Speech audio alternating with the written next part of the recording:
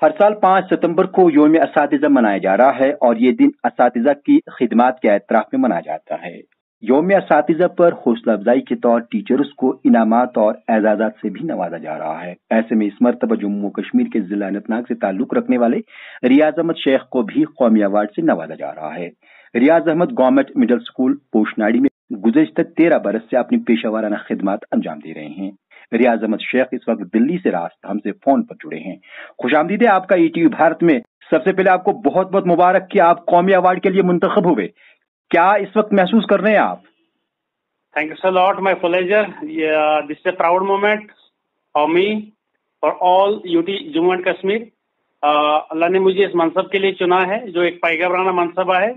और सर मैं बेइंतहा शुक्र गुजार करता हूँ अल्लाह ताला का, बहुत ज्यादा खुश हूँ और स्पेशली मैं थैंक्स करता हूँ जो है अपने बच्चों का, जिनकी वजह से मैंने ये अवार्ड हासिल किया है। और अच्छा, कभी सोचा था कि इस अवार्ड के लिए मुंतखब हो पाएंगे?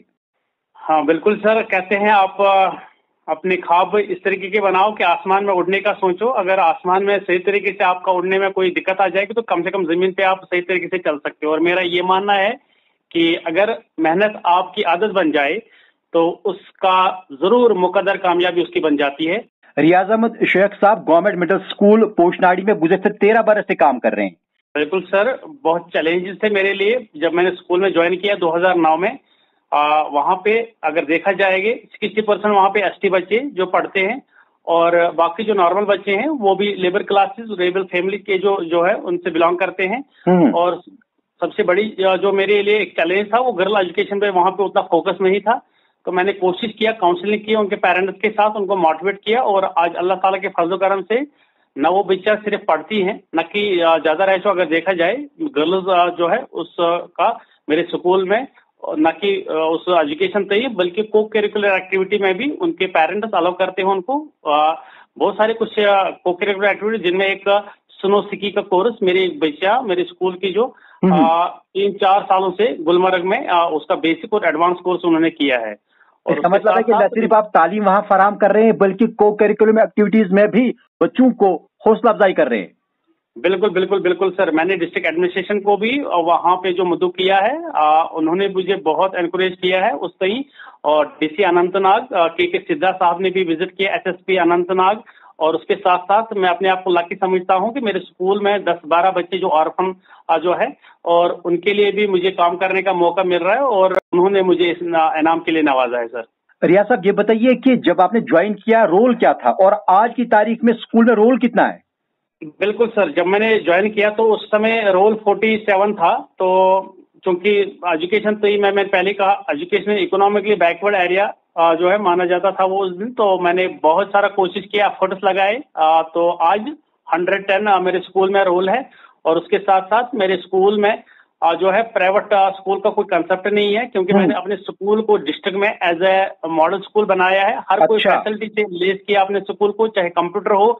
मैंने मोर देन 600 TLMs अपने स्कूल में बनाए हैं। अगर आप मेरे स्कूल में विजिट करोगे तो वहां पे आपको 40-50 साइंस प्रोजेक्ट्स मिलेंगे।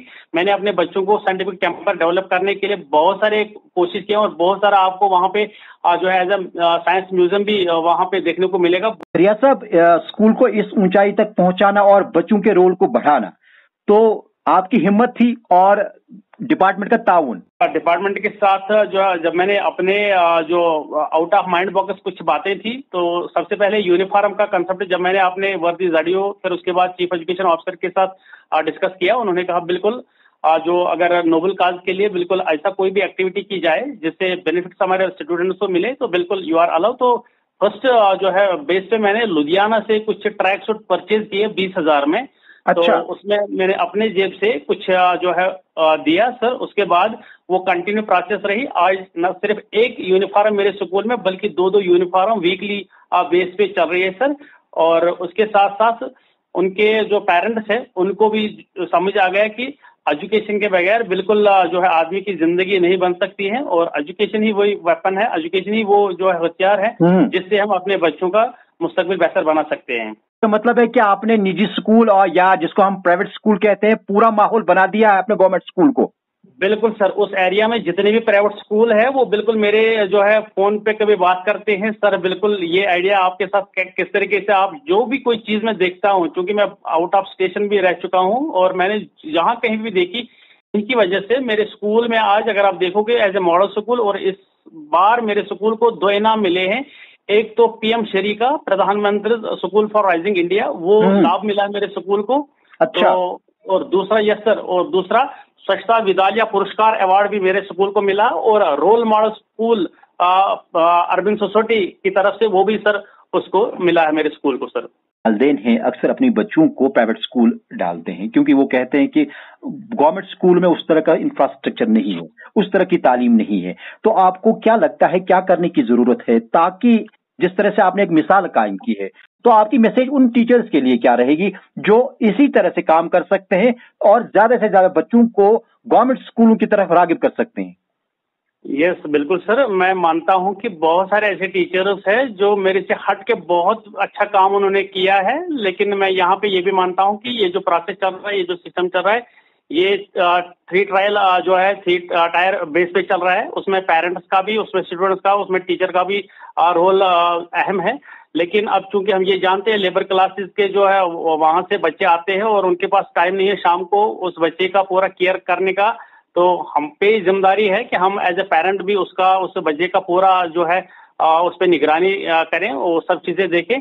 तो बिल्कुल ये अगर हम कोशिश करें, सही में वाकई में जो मैंने आपको पहले ही सर कहा कि मेहनत अगर आदत बन जाए तो कामयाबी उसका मुकद्दर जरूर बन जाती है सर। तो इसका मतलब है काम करने की बहुत जरूरत है बाकी टीचर्स को भी। बिल्कुल बिल्कुल बिल्कुल सर। रियाज साहब, आपका बहुत बहुत शुक्रिया, आपने ईटीवी भारत से बात की और हमें अपना कीमती वक्त दिया क्योंकि आप इस वक्त बहुत ज्यादा बिजी हैं। कल आपको सदर जमहूरिया के हाथों इनाम से नवाजा जाएगा। ये थे रियाज अहमद शेख जिन्हें कल यौम असातिज़ा के मौके पर सदर जमहूरिया के हाथों कौमी अवार्ड से नवाजा जा रहा है।